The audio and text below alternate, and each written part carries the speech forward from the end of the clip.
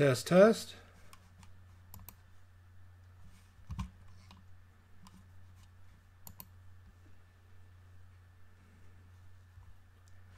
Test, test. There we are.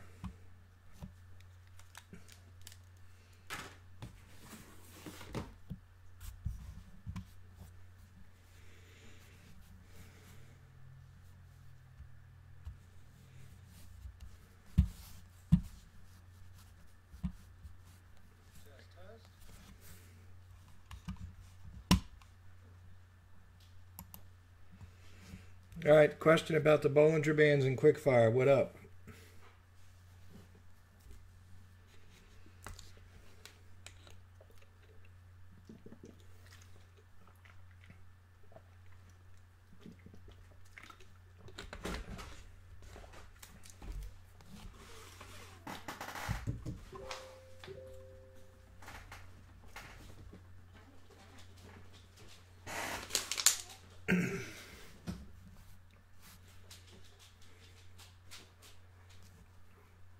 No, Shakira's safe for the important ones, like the classes.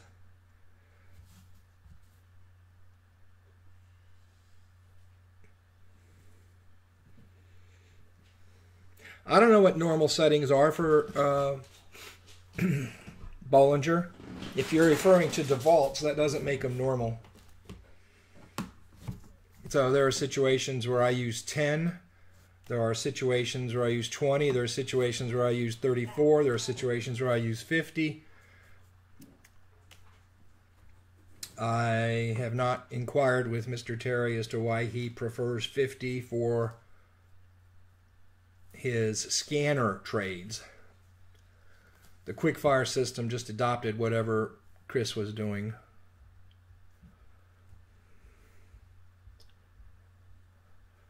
Default is nothing. It just that's what the chart provider puts in there, but that doesn't make it normal. I would venture to say my belief based on experience would be 20. There are more settings used other than 20 than 20.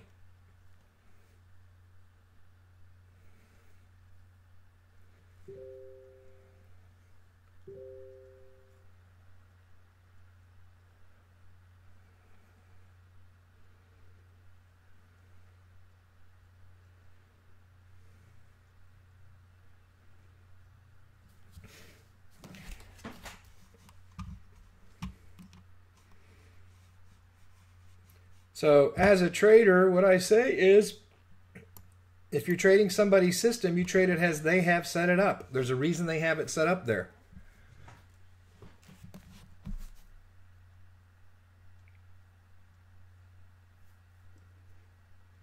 I'm not going to go to a Quickfire scan and use 34 or 10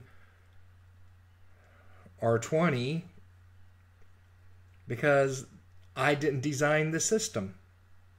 Just like I do things on my charts and the significance, why do I do it that way? Well, maybe 10 years of trading. Well, explain it to me. I'm not going to compress 10 years of trading into 30 seconds. So if I design a system and I call for the MACD to have different settings than the quote-unquote default settings, it's because you can bet I've run examples of thousands of trades or comparisons, I won't even call them trades, to see that for that particular system, a particular setting for the MACD that I'm using is the setting for that system. You don't have to know why.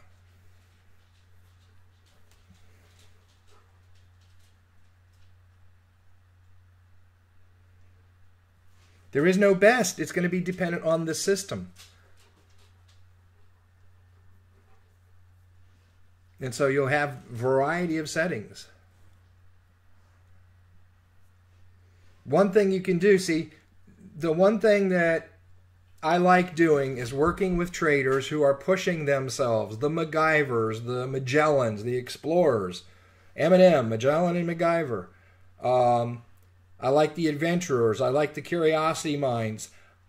But you have to understand the difference between that and asking hypothetical questions. I've explained what hypothetical questions are. So why would one use Christopher Terry's setting at 50 than the quote-unquote default at 20? Why would somebody do that?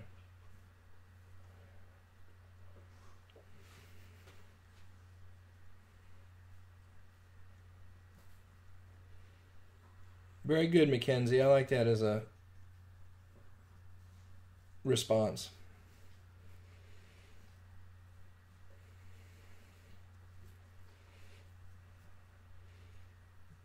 So why would you use 50 if 20 is the default? Other than just because Christopher Terry says so.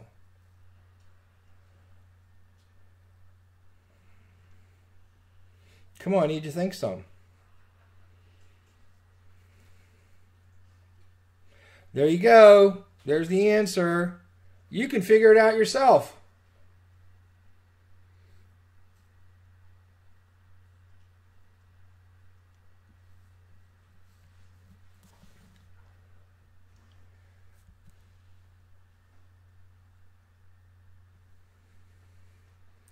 Same thing with standard deviations. So you could put a 50 on, 52, color it one thing, put a 22 on, color it another, and see where the differences come in. I would look at different time periods, different price moves, etc. And you'll see if there's a big difference, how many harmonic scans would be disqualified with the 20 versus the 50. How many scans might you actually get into because the 20 let you in and that the 50 would have disqualified? See, these are hypothetical questions because you have all the information you need to answer the question. Now, I'm not in favor of dragging you through the trenches just to get to an answer, but it's a habit that one has to get into as a trader to try and find the answer yourself right there with the tools you have. And you're talking about two different settings for the same trade, you have an opportunity to see which is which.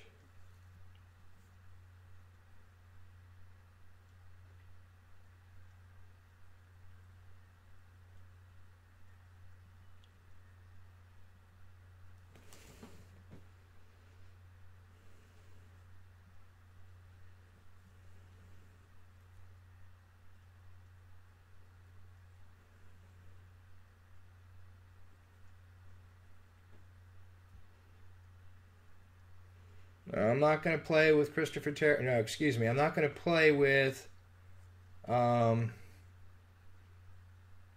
Martin's formula for quickfire, which uses Christopher Terry's formula for scans.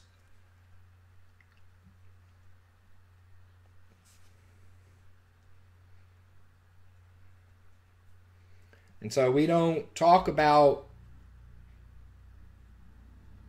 trading methodologies in here that vary from the system. As an individual trader, you may do it differently, but then that's not public discussed because you're going to confuse newer traders. So if there's a system in place, trade that. Now, system designer should also not be emotionally attached to a system.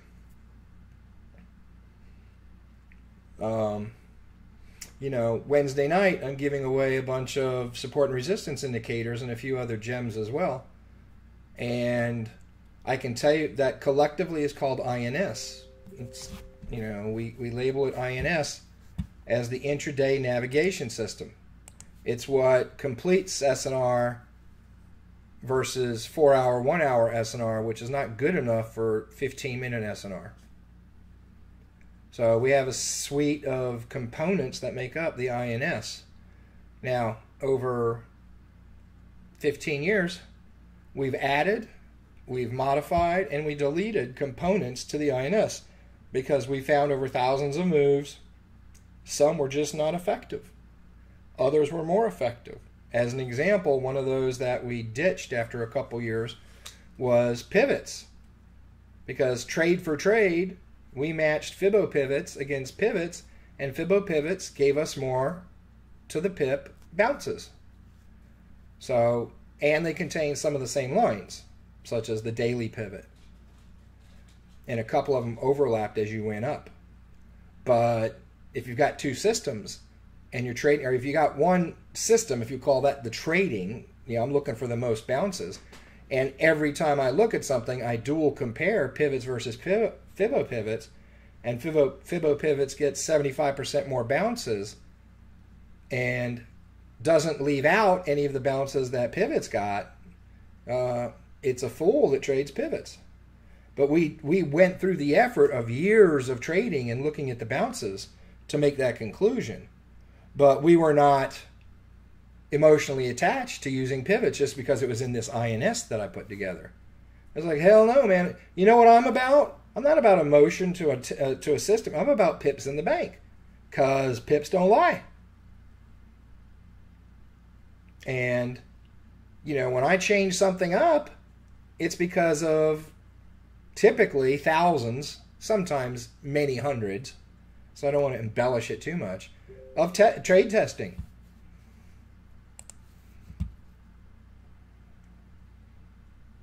So it's like, I'm that kind of guy.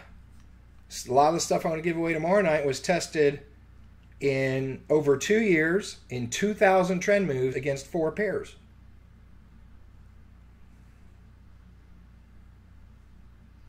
You can start to see patterns and results when you look at a sampling large enough. Can't decide over 10 trades. Can't decide in a week.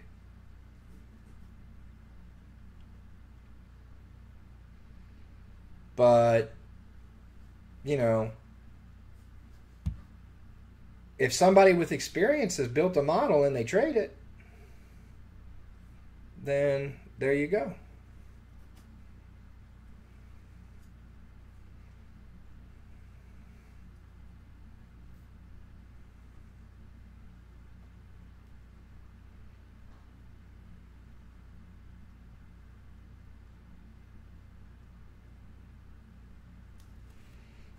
What is the probability of using a harmonic scan and a pitchfork? Well,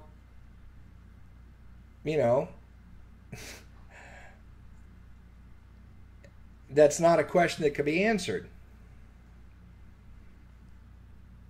I'll tell you why.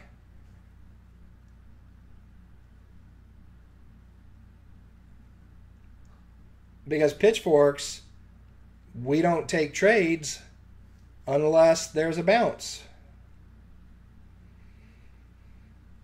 Because I have a pitchfork doesn't mean there's going to be trades in it.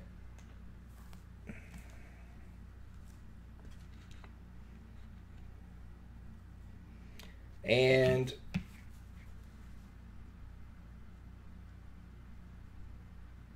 there's 3 different forks we assign to a harmonic scan. The Charlie Delta, which is typically a Charlie Delta X, which is a traditional pitchfork. We use an X-ray alpha, which is a way of getting to the D before the D gets painted sometimes, as in the example you see here, right on the title screen. We have an X-ray alpha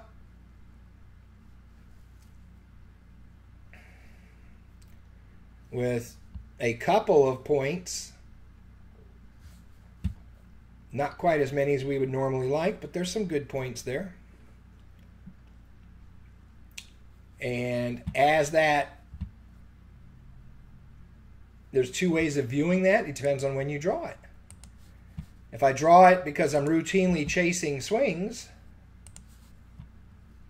and I have that swing there, then indeed it'll capture the painting of the scan. And I probably know I got something hot, Of course, let me rephrase all that. There's 2 ways this could be done. If I see a natural swing, so the scan has not painted, there's no X and A, but we can just call it the XA swing now for something to call it. So if I see price start moving up, I can surely say, hold on.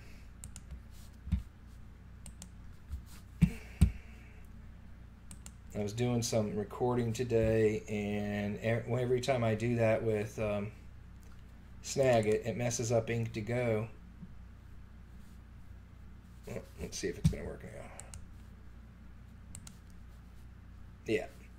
So if I'm just watching price and I see we hit a bottom and price starts to move up, I can draw a swing and do a pitchfork off that.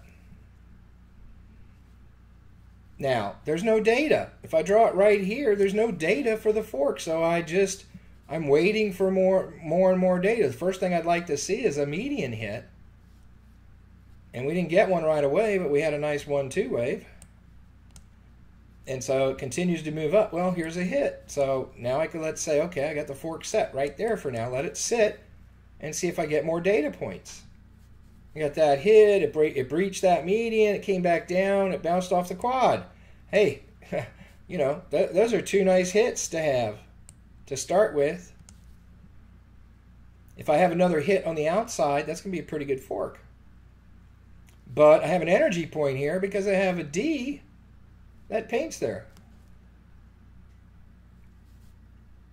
So this fork being painted here, this fork being drawn here, shows up before the scan, which means this is going to be a good quick fire trade. It is a bounce off the fork, but it's a quick fire trade. So that uses the scan in advance. That's why we call it a BS. It's before the scan. And that gave us a quick fire trade. What if I wasn't on the charts? What if I wasn't doing my forks swing to swing? Well, what happens now is at 91% of the CD move, this scan paints. All the back data, all the points, and it gives us a projection for D. Once the D is hit and price starts pulling down, I can now do an X-ray alpha, and our first X-ray alpha best fit off of the scan would be to either have the top of the fork hit the D or the bottom of the fork hit the C. In this case, the bottom of the fork hitting the C would give us too steep of a fork. If I could draw a parallel line here, it's going to give us too steep of a fork. So we merely move, the best is only two selections. Get the C on the bottom, get the D on the top. One or the either is going to work. If I put the D on the top, now guess what I have? I've got 1, 2, 3 hits on a fork.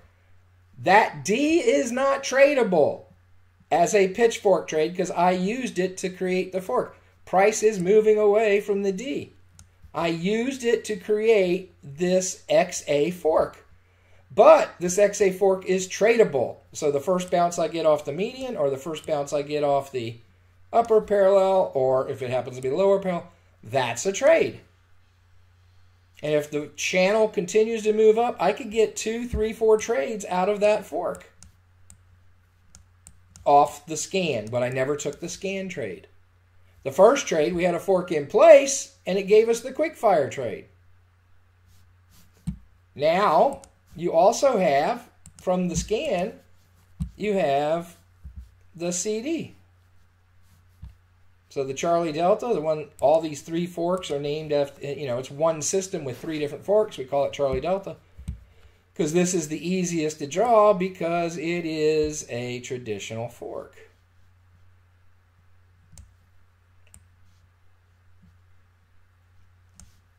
Now, as a traditional fork, it is tradable on the first bounce of the upper parallel, the median, or the lower parallel. You cannot trade the D trade as a pitchfork trade. That is not the Charlie Delta trade. The D in a Charlie Delta pitchfork sets the fork.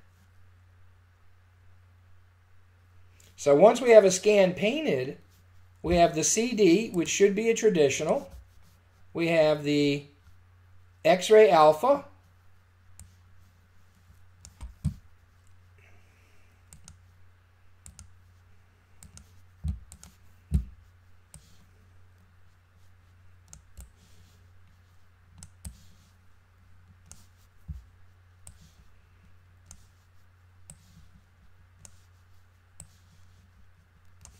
And again, it's generally a forward-moving fork as well. We're using the C or the D to set it. And if we can find historical hits on that fork, then we can trade it as soon as we draw it.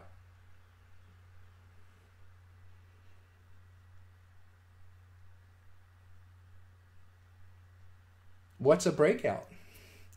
We also have forks that can be drawn, and who knows what they are here. You may not see them.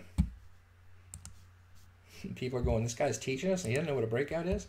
I want to see what you think a breakout is.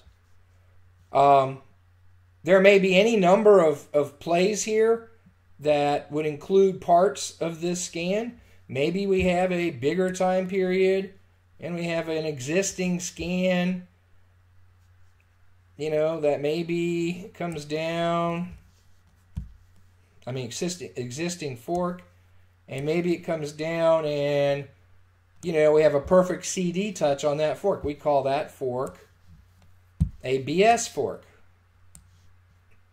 Not because Steve Greger named it, so we're going to call it BS, but because it's before the scan. So Charlie Delta trading is all about a scan being painted and the scan being the basis for 3 different kinds of forks. The only one, well, the only two, the only one that can't be traded on the D is what? The Charlie Delta can be, because it's a traditional.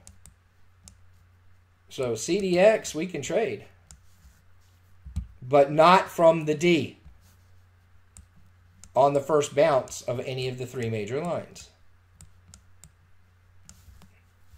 The X-ray alpha,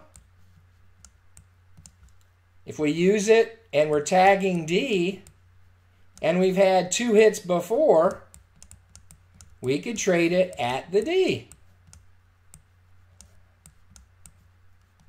This is simple. Don't make this hard. So we can trade that at the D. And then the last is a BS. And again, the BS forks, typically you'll have enough points on them that if in their alignment of those points you also get the touch at D, then you can trade the touch at D.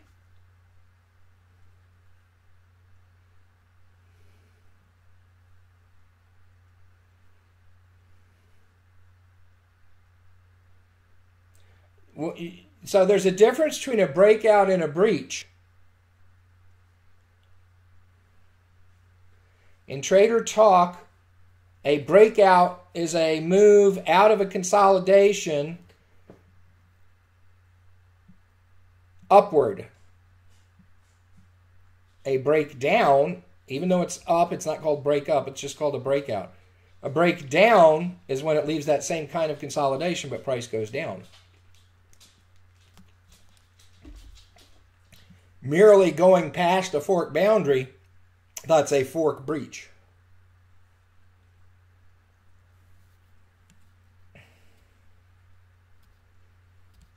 Good questions tonight. Means you guys are working it. Hey, don't take anything personally. And when my tone gets a little stronger, it just means I'm emphasizing something. You know. So don't sit back. Oh my God, the Grizzly's out. He's going to kill me if I ask this question. Ask it anyway. So what if I kill you? If it advances your learning, that's what you're here for. But I promise I'm not trying to kill anybody. No, a breach does not disqualify the fork. It depends on where it occurs, how it occurs.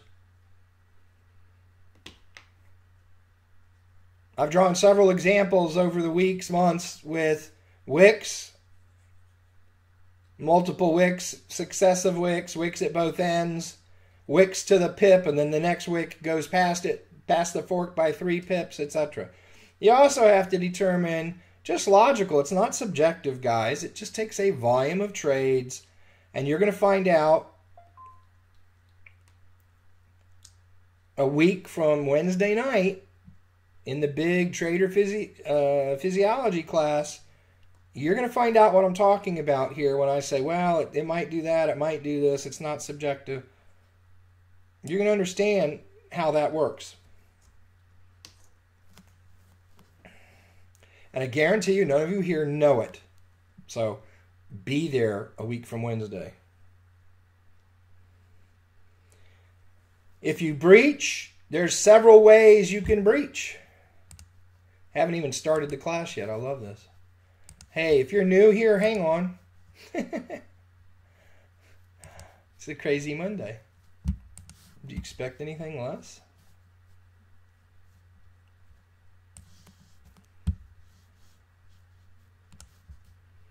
Again, excuse my metrics and geometry. I'm freehand drawing this, so I don't have parallel ruler capability. I don't have cloning line capability. So I'm just judging these eyeballs, trying to draw a pitchfork.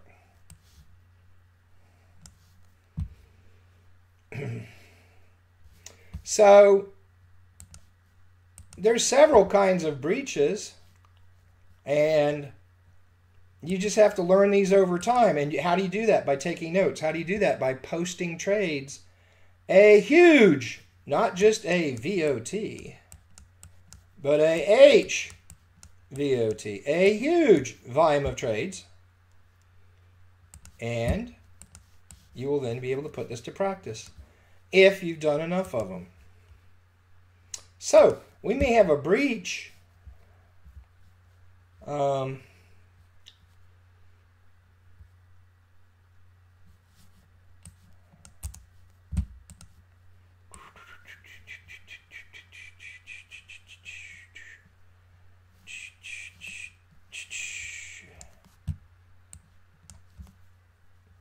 Let's give one breach. Maybe this is a move down here, and it comes back up here and it breaches by 3 pips. And then it takes off. Well, who wants to try and attack that one?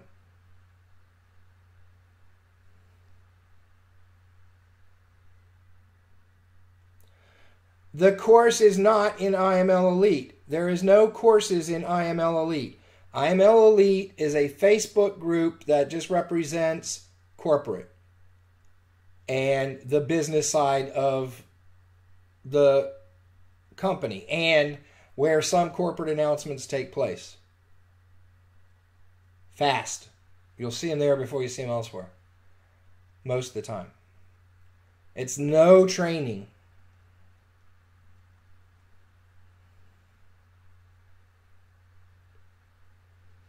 The course is there at the link Joel put in there right now. Thank you, Joel. Joel? Yeah.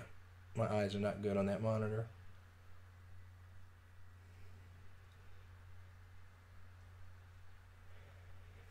Well, you've missed the 80% chance. This is a traditional fork. I wanted to see if you caught that. So we go swing low to swing high, and then back to the previous swing high for the median.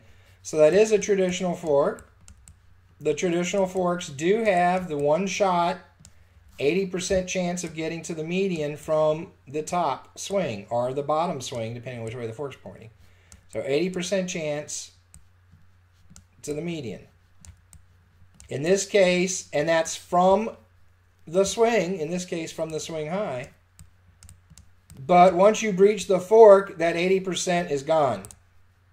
That's what makes up the other 20%.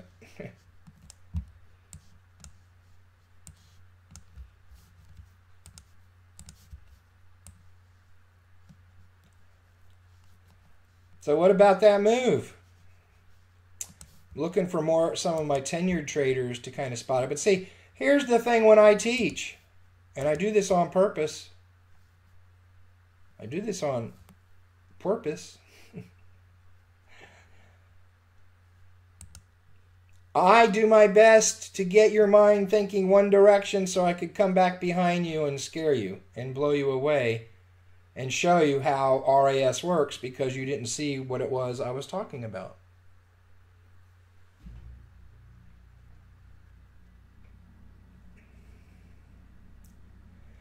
So there's several answers here. One, yeah, you could change the fork to a best fit. We need more data, but I would surely draw a second fork and put the top of the fork on the upper parallel, making it a best fit, but we still need more data.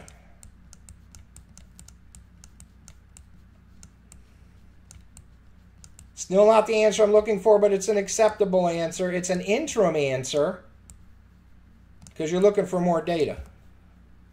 We have a no trade comment. That's definitely viable, depending on your skill level.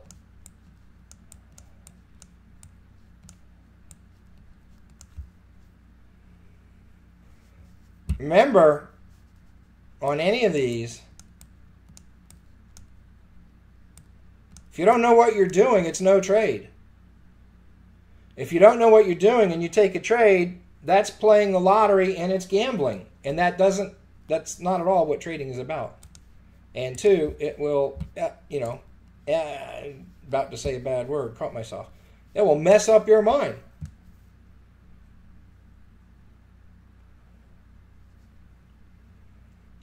Yeah, it's, you're not going to get much of a Fibbo action here because it's in the 90% as I've drawn it. And it's not high enough to meet the swing high of the fork. Come on. Looking for more. What else can I do with this kind of breach?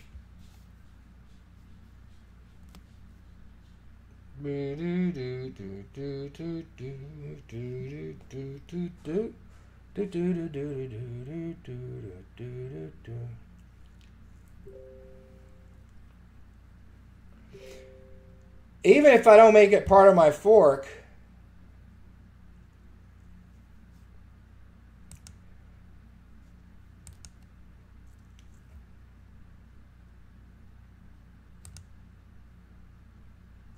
you guys want to see something cool? Maybe I can't show you now.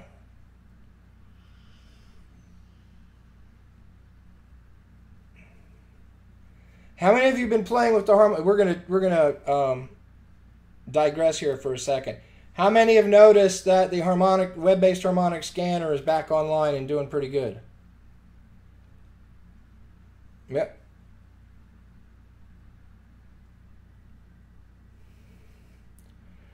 Pretty cool. There's alert mechanisms, huh?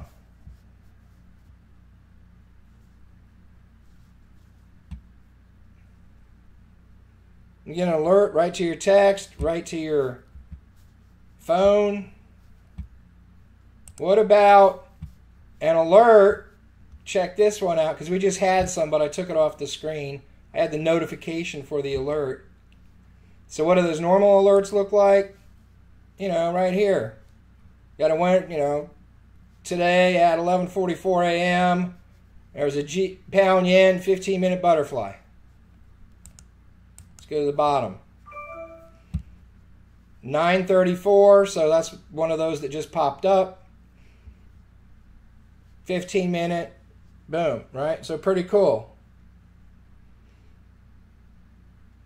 Nah, it should be good for everybody. It's not going to be glitchy for one and not others. Describe those glitches, post it in the group for me. So what about this? What about the same Telegram alert telling you about the same trade? It's just instead of an alert, the alert came with a picture. Right to your phone, right to your computer, right to your tablet. So the alert comes with the scan. Yeah, baby. Anyway, so let's go back to our pitchforks.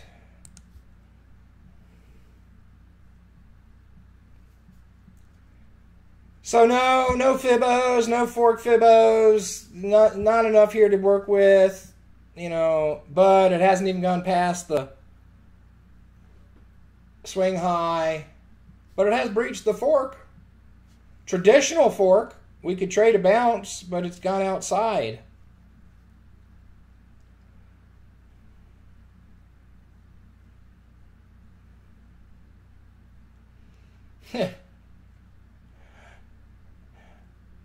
Right now, can't release them. There's security reasons, obviously. But it's working. I use them.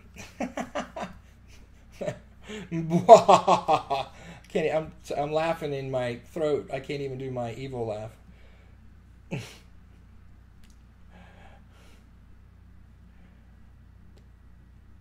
I sat down with a top-notch programmer and we programmed it.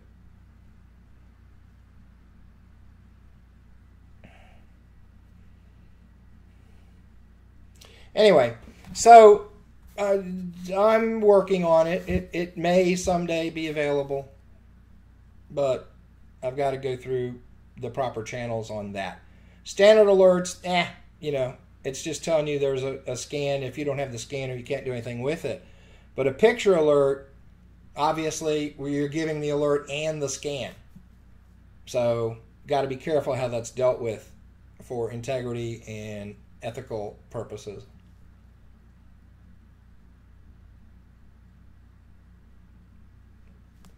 So what else here? Come on, where's my more advanced traders? See, they're coming to these sessions and they're bored because I'm not giving them enough at their level, so they don't come anymore. Well, Zoe would be here, but she just had her baby a day ago, so she's not going to be here. Not sure where Tim and Tim are. Theo... Okay, not bored, Theo says. So what about this? Well, it depends on who you are. Some of my traders have been taught this in my different groups. I've mentioned this here 2 or 3 times, but you probably didn't retain it because it has 2 evil words attached to it. And those evil words are Elliott wave. When we have a termination like this swing high here, the move out of there should be impulsive. It's going to be impulsive or corrective. Both start with impulsive moves. So we're impulsive out of this swing high, which means 90% of the time this is a wave 1 and this is a wave 2. What do we know about wave 1, wave 2s? We know that wave 2...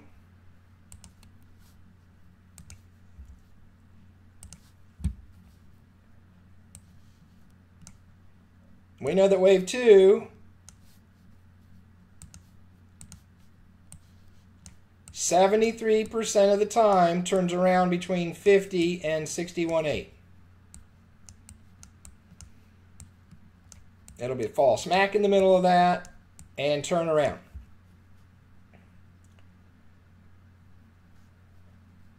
Whoops, coming back this way. I got them these backwards, sorry. 50. And this is the 61.8.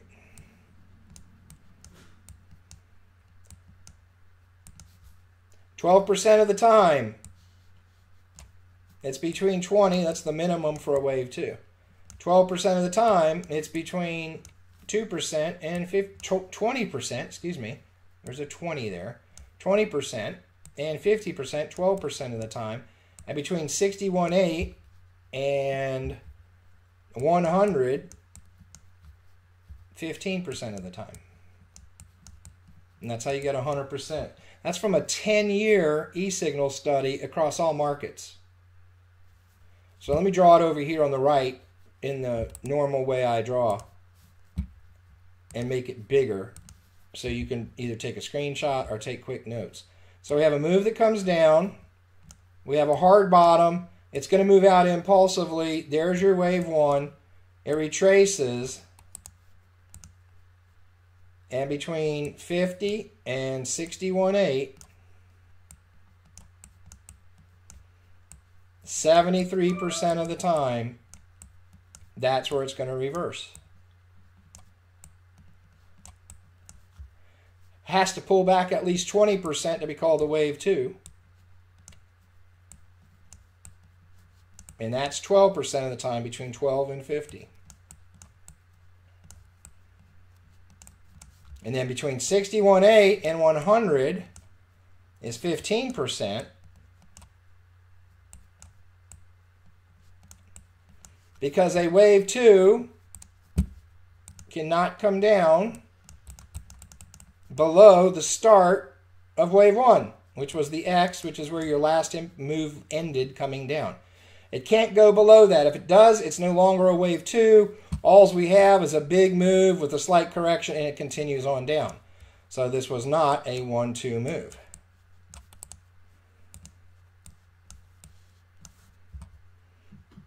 But here's the interesting thing. Bok, bok, bok, bok, bok, bok, bok, bok, bok. Yeah, that was a chicken balking. What do most newer traders do? They get in a trade, price starts to move up, starts coming back against them, panic sets in, and they exit the trade. And then what happens? It comes down and completes the wave 2 based on these percentages. And what does the 2-3 move look like? Well, something like that.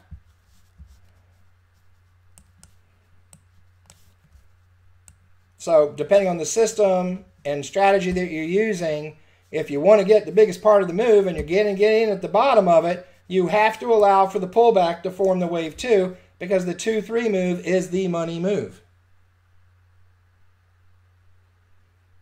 Double bottom's valid as long as it's equal. Can't be 1 pip more. That's what a double bottom is, or a double bottom double top can be a failed wave 5. Meaning I have my 1, 2, 3, 4, 5. Yeah.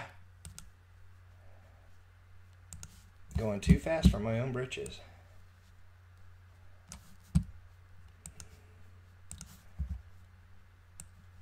Three, 4, and the 5. And it ends there and pulls back instead of doing what it normally does, which is going up a little higher. So that's called a failed 5. And when it ends with the 3 wave, that's when you call it a double top or a double bottom. Same thing down here. If it stops right at 99.9999999% and continues up, then we have a double bottom.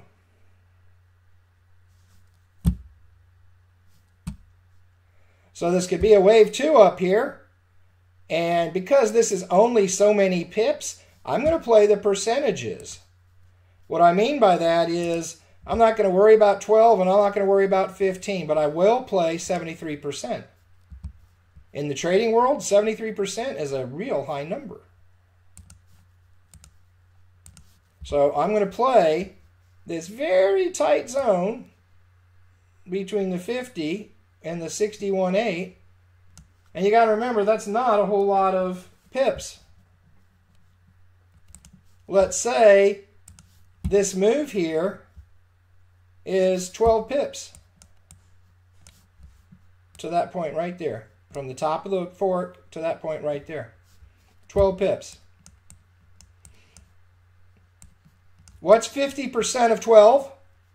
I'm not going to wait for the math. 6.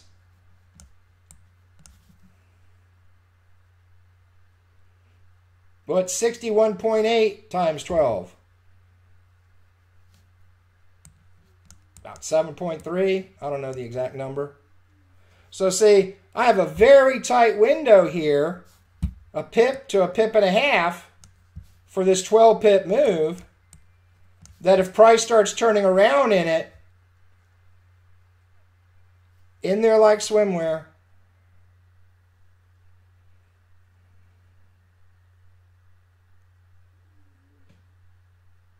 Because it's such a tight zone.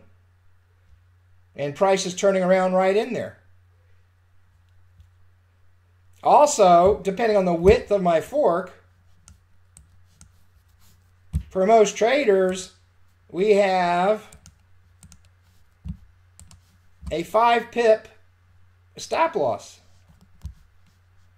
And that stop loss trails the fork. So it just depends on how wide the fork is.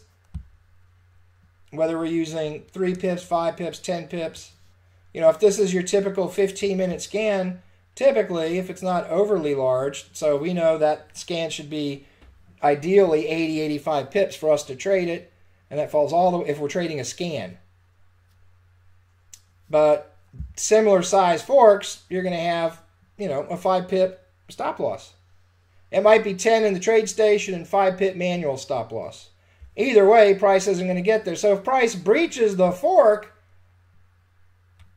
by 2 or 3 pips, it's no different than if we entered up here and we letting it come back for the wave 2 before getting stopped out. So a wave 2 coming here that breaches the fork by 2 or 3 pips, but falls into that very tight, you know, 1.5 pip channel, that price turns around 73% of the time. And that's not a Steve Greger number. That's E-signal after 10 years of studies in all markets. It's highly accurate. Now, some of you new guys, I lost you after the first 5 minutes, and I understand that, so I apologize, but I'm answering questions for traders who are asking them.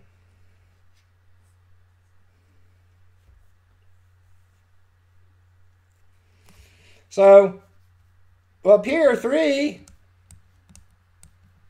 wave 1, 2, 73%.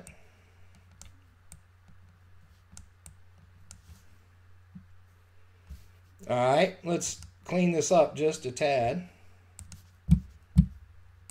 Just a tad means like I'm going to erase half the page.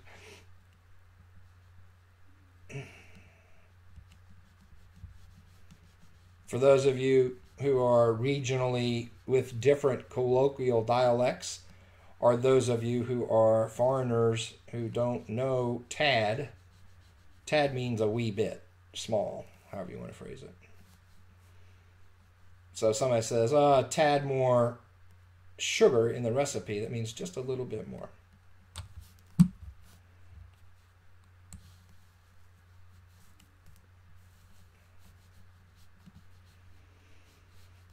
So I was being sarcastic when I said I'm going to erase just a tad of this.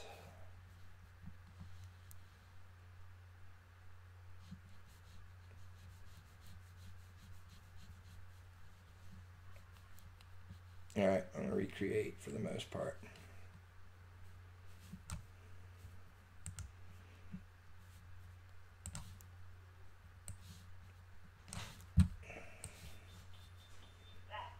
All right.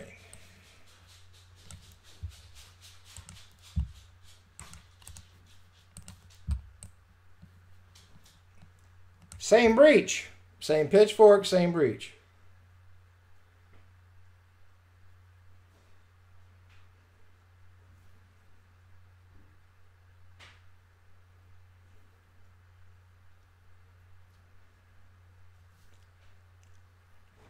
All sorts of things.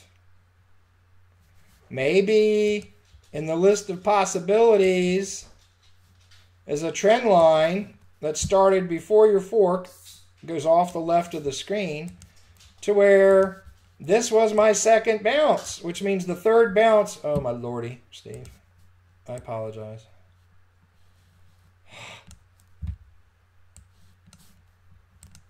Moving too fast for my mouse there.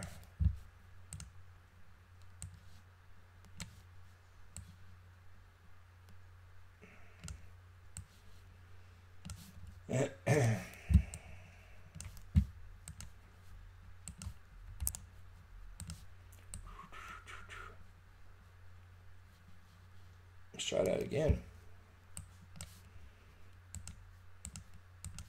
So I have a trend line that started off the screen to the left, which means the first... My mouse is sticking. Come on. This is ridiculous.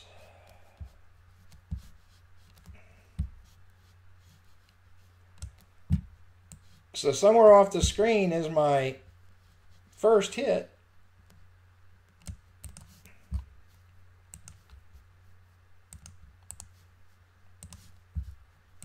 One's off the screen. 2 is right here at the swing. And 3 is right here on the breach. That makes that tradable.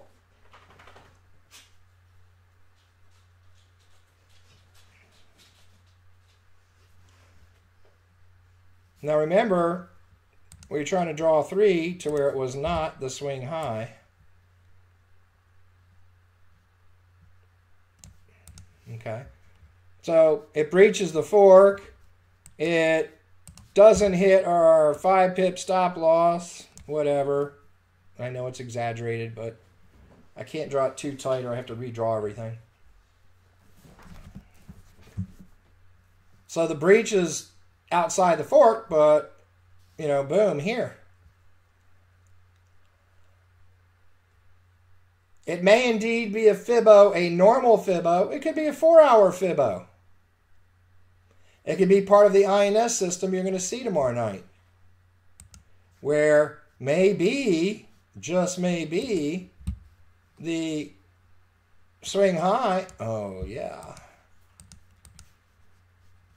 the swing high was one of those INS lines, and right before it was another one from a different subsystem. I'll color it. No, there's not so many colors I can use here. Red. So the blue support and resistance line was a Fibbo pivot, and the red line is a Camarilla line. At the time this hits it precisely to the pip and starts bouncing away. It's shy of my stop loss. Maybe it fits into the 50-73% for the, 50-61-8, 73% chance of reversal there. Wave 2, etc.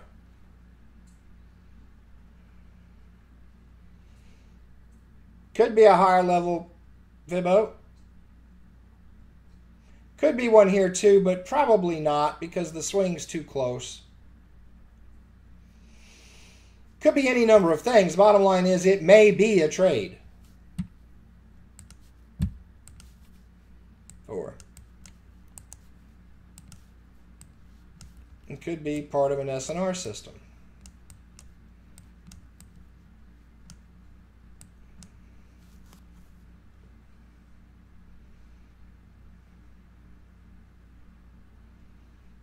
So that's one kind of breach. Now we've talked about other breaches before where this comes back down into the fork. And maybe we have, you know, candle with a wick, candle with a wick, candle with a wick, candle with a wick, and now we're approaching this line again. And it starts to bounce away.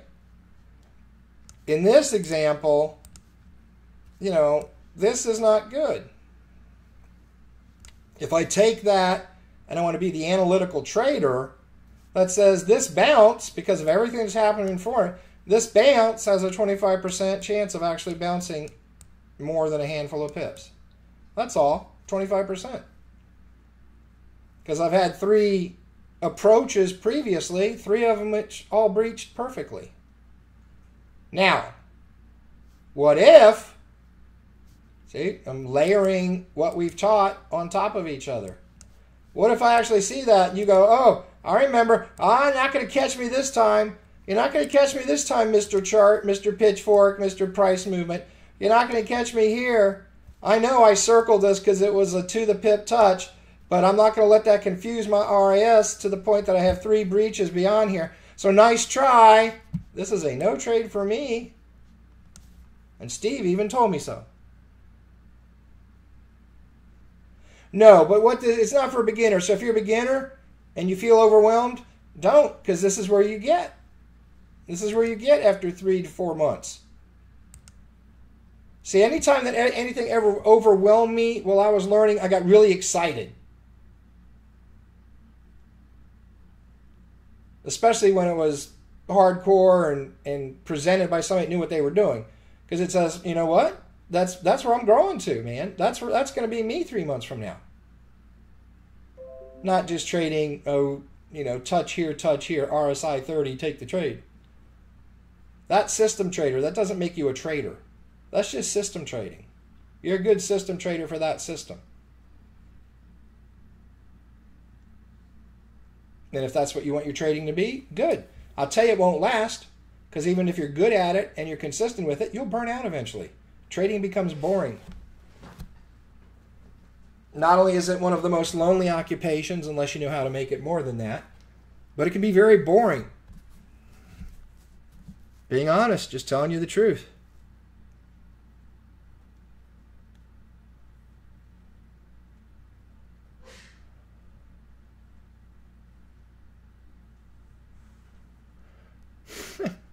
Okay, Carl, I'll teach them the 12-hour course in 30 minutes.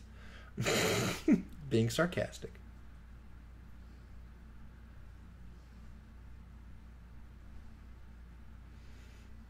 Thank you, Theo.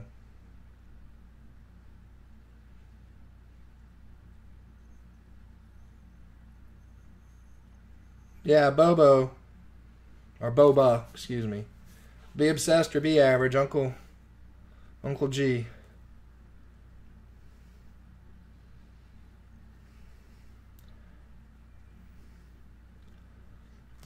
So yeah, I haven't even started the class yet.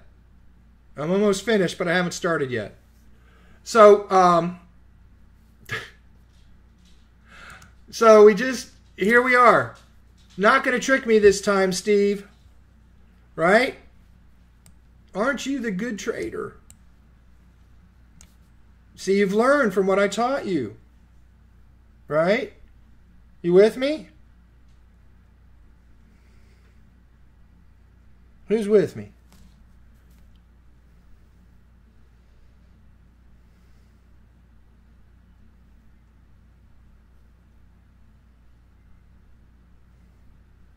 No! You don't want to be with me. I just tricked you.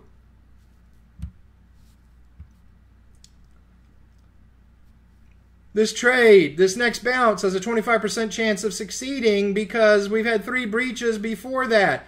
But what if they are all breaching by the exact same amount and there's a trend line there? That's called a slider, and it's perfectly okay by Alan Andrews. However, what it means is I won't be taking the median bounce. I'm going to wait for this to come up here and bounce.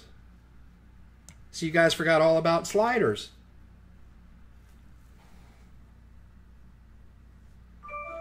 We'll get to that in just a minute. We'll get to the name and all that stuff.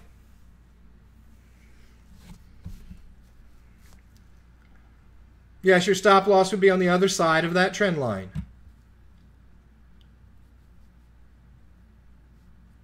But with this as it is, with this here as it is, I would probably see this trade start to pull off the median fork. I would not take it,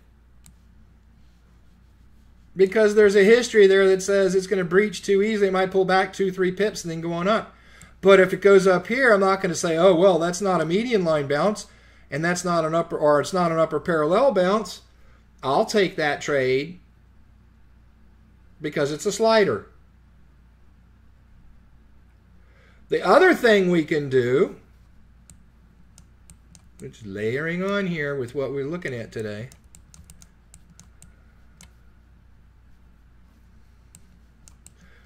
one last thing. At that level of breach, it's not going to be a warning line, but it could be an external Fib and L. If you don't know what that is, that's all right. You got to go through the course. So it could be an external Fib and L. Not a Fibonacci. Fib and L. Meaning lines that go at the same angle of the fork, but are Fibonacci percentage distances out.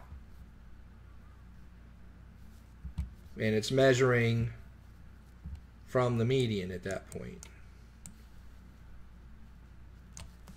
So that might be a, as I've drawn it, that might be a 114.6 Fib and L. To the pit, to the pit, to the pit. Be a good rap song in there somewhere. To the pit. No, sliders don't have to be Fibonacci based.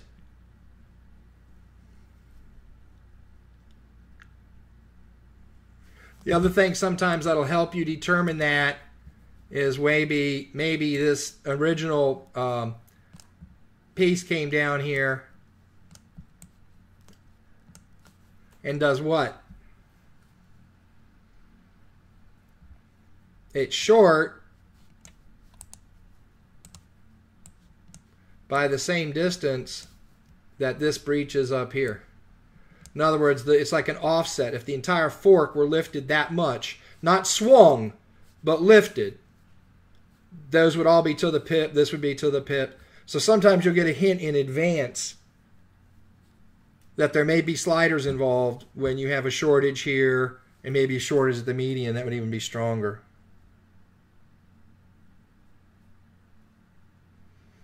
Would a Fibo on a slider be an, what's an EP?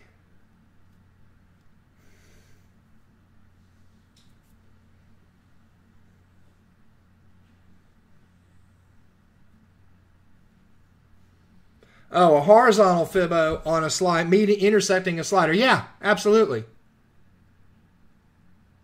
Absolutely. We may have a Fibo, go to blue or green here. We may have a Fibo that comes right along there. A standard Fibo. That'd be an energy point. So not only is it not a Fibonacci, it's nothing, but it's a slider, and I have a horizontal line on it making an energy point. Yes, absolutely. So there's lots of ways we can look at breaches. And you've gone through the course and you think, oh my gosh, now I got a pretty good handle on pitchforks. Just go and draw them and draw them and draw them. Welcome to the Scans, Forks, and Fibos group. And before we shut down, let me tell you a little bit about us. So we are the Scans, Forks, and Fibos group. I am Steve Greger. I'm your host for the session that is now expiring. I've been trading for 15 years, coaching almost as long. Was recruited by Jason to come and be an educator here for about 11 to 12 months. A couple hundred phone calls. Please, please, please come over and coach for us. I've been trading pitchforks for over a decade, working on a book right now. So I'm pretty versed in pitchforks in all circumstances, but I have more to learn. You know, I'm just starting volume 3 of my main 3 books on pitchforks. Takes quite a while to get through them. But they're just, you know, like one additional thing. I've been through courses. I've been tutored by, I think, what I consider the master in the field today. Courses and books from him. And a couple other courses, weekend trainings. And probably at this point,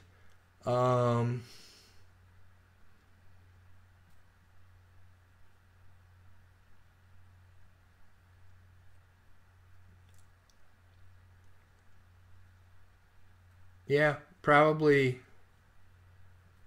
10,000 plus pitchforks drawn. That's probably a low estimate. Something like that.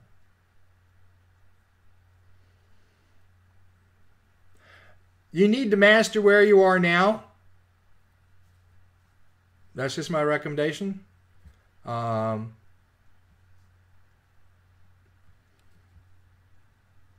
Because what I've done is taken those 10 years plus, 11, 12 years of trading pitchforks and compressed it.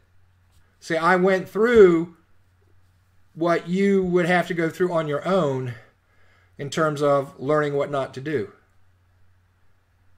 And see, with pitchforks, it becomes pretty self-evident. It's not like other systems. And so I've taken that and compressed that, and that's my pitchfork mastery course. I've taken what the masters teach, and I've thrown out the fluff. I've thrown out the irrelevant stuff, and I've added stuff. The whole thing with Fibonacci, that's me. The whole thing with fork Fibos, that's me. The gurus of pitchforks and the rest of the world don't know that. They don't trade that. So you're only going to get that one place. I'm not going to discourage you from going other places to learn, but you have to understand how my teaching originated. Going to third-party books, of which there's only a few, is going to slow you down. It's not going to speed you up. Because you're going to wade through the things that are not going to work for you in terms of Forex, in terms of new paradigm trading. Because the old paradigm, all the other instructors, all the other great fork guys are old paradigm traders. They trade with huge stop losses. So here's the information to shut it down. Information page. So first of all, you need to go join our Facebook group, which is iMarkets Live, Scans, Forks, and Fibos, and I believe somebody, Joel or somebody, put the link in there earlier on. There's all sorts of good information in the pinned post. A lot of free training. There's probably there now total 8 to 10 hours of free videos. Some very important ones you're going to want to watch. The first several on risk. You're going to watch. These are videos in that pinned post. You're going to want to see the videos on why pitchforks. Why you might consider using pitchforks in your trading. While I probably overwhelmed many people today, you will understand that we will make 3, 5, and in many cases 10 times the profit in the same trades as your peers. Same size account, same downside risk in the trade, same pip gain. We will make 3 to 5, 10 pips per trade. And why is that? I want a one-sentence answer for why that is.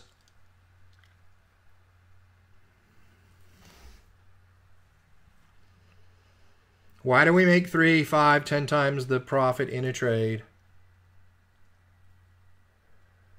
But that doesn't mean anything. Hey, smaller stop loss. Hey, tight stop losses. Yes, not price, profit. Stop loss is not there just to stop the loss in a trade gone wrong. The stop loss is your profit regulator. There's a direct inverse relationship. The bigger the stop loss in the trade, the less profit you make per pip. The smaller the stop loss in the trade, the more dollars you earn per pip for the same size account, same risk in the trade.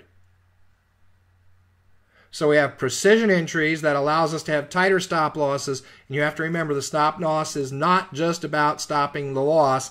It is the profit regulator for a trade, which is why we do nothing but trade in this new paradigm. We will smoke anybody that doesn't trade as we do. That's not an arrogant statement. It's a mathematical statement. And if you don't understand why or how or what it is I'm talking about, go watch those videos on risk. I don't care if you ever come back.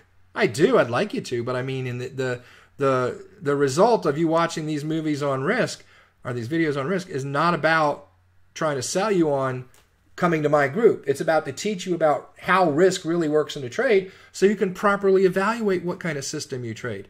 New traders don't know that. Oh, I heard such and such was a good system. Oh, I made, it made a lot. They made 800 pips last week. Well, guess what? That's those same trades that they made 800 pips in. We can make the same amount of money with 80 pips of gain.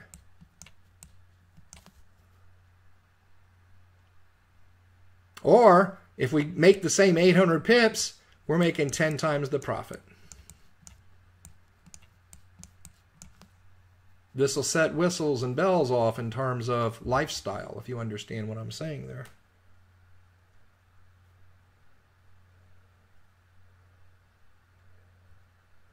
So go to the website, this Facebook group, join it. It's an open public group, and unless you're a member of 1,387 groups and you have no friends, most of the time I approve you. There's only been out of almost 12,000, we almost have 12,000 people in the group, I think I've declined 10 on entrance. Now, we've booted quite a few because they come in and they try and advertise, and there's zero tolerance for that. But as far as initial declines, we're at 99.999% approval. So come here, join this group. Then go to that pin post. It's also our group policies. It's rather long, but I get a lot of compliments on it because people like that thorough nature that I have. There's a thin line between being thorough and being verbose. I bounce back and forth between the two, admittedly.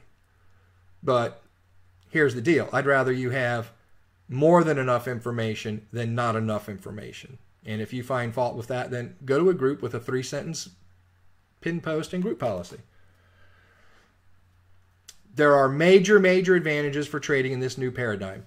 Now, because you're a IML member and because you're here at this session, I give to you free, from my heart and from my bank account, a Pitchfork Mastery course that everybody else in the world has and will continue to pay $300 for.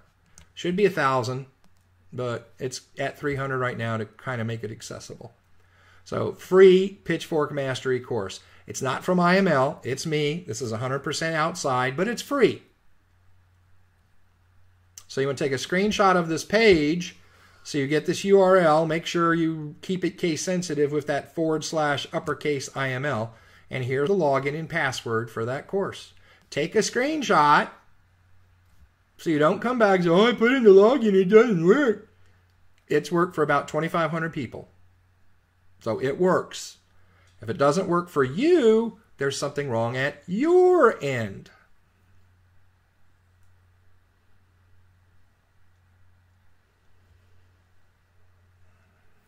Last week's session was not just an IML TV session. It was a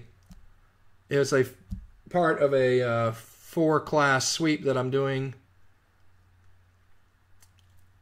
And last week was week number 1. This Wednesday is week number 2. It's going to be a TradingView indicator giveaway. The week after this Wednesday is the biggest event probably of your trading career. I kid you not. I'm not trying to just generate interest. I don't get paid on attendance to the sessions. But it will, without even knowing you, without even knowing you, and with knowing you, traders that have been with me 3, 5, 7 years have not seen me put it together like I'm going to put it together next week.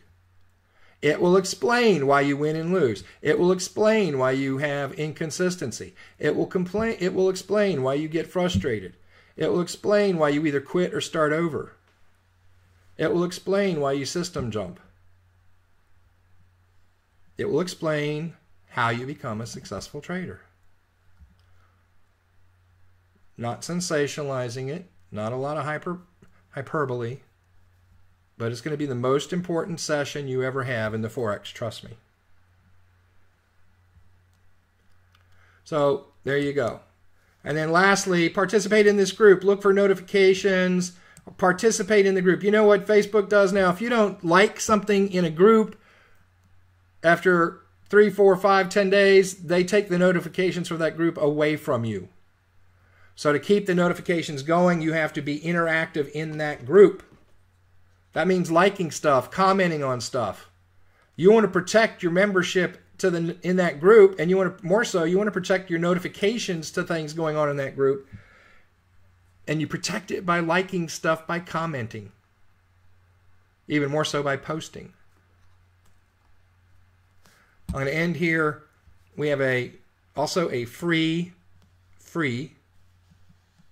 position sizing calculator that will take what you learn about risk and put it to use. In fact, I believe it's featured in some of those videos on risk. And you can get that same position sizing calculator.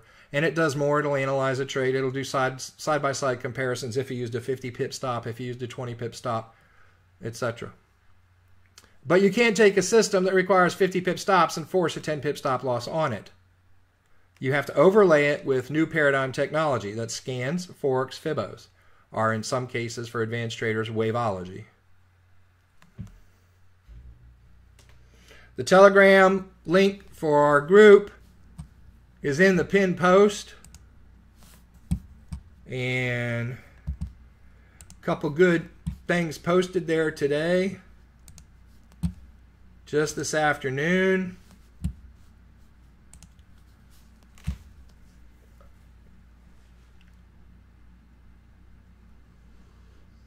Here's a scan, yellow scan. You can see a hit at the B of the scan, a hit on the quad. We had an upper parallel hit. There was a hit here I didn't circle. A couple more median hits. Another pullback. This is a pass and check right here to this quad, 25% Fibonacci, pass and check, all the way down to the D, to the pip. Boom! That can now be traded as a quick fire trade.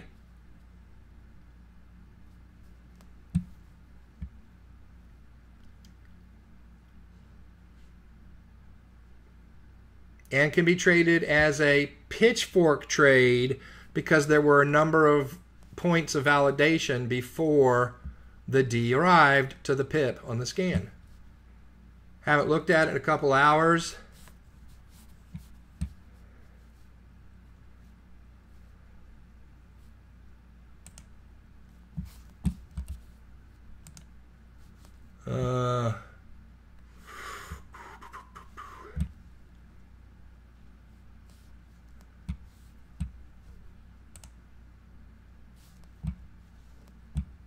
So there you go.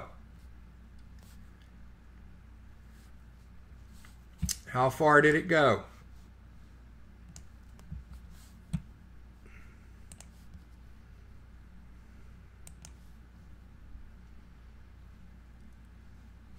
So if you traded this for quick fire basic, you made your 10 pips and you were out of the trade.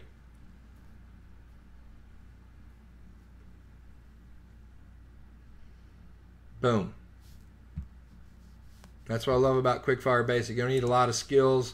Get your get your D entry nailed. Qualify it with quickfire or qualify it with a pitchfork and you're making pips. Brand new beginners. Pretty easy thing. We also have our mastery for quickfire training and our mastery for Charlie Delta training. So I know I overloaded a lot of you tonight.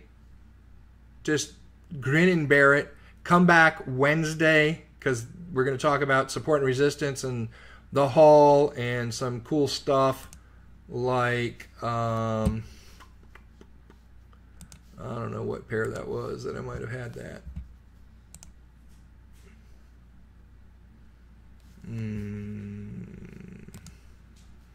Nope. Let me see what else it might be. I don't think I took it off the charts.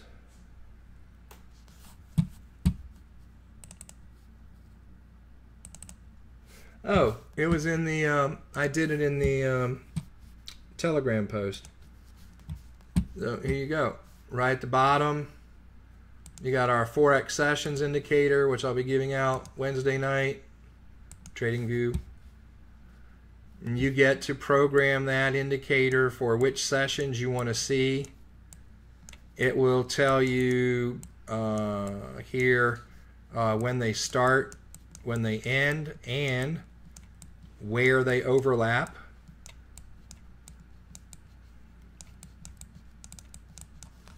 And when you start looking at these swings and see how many of them hit at a start, end, or overlap, causes the reversal right at that session break, you're going to see some real value in this indicator. You can set the transparency level. It's pretty cool. All right, so I'll see you Wednesday night. Also, if you're here tonight and you got overwhelmed, come back again. Not just Wednesday, but come back to next week. This was probably the first time ever I didn't start out with those first 5 or 7 slides and go right through them and spend 20 minutes explaining what we are. So we are new paradigm traders. We trade with precise entries.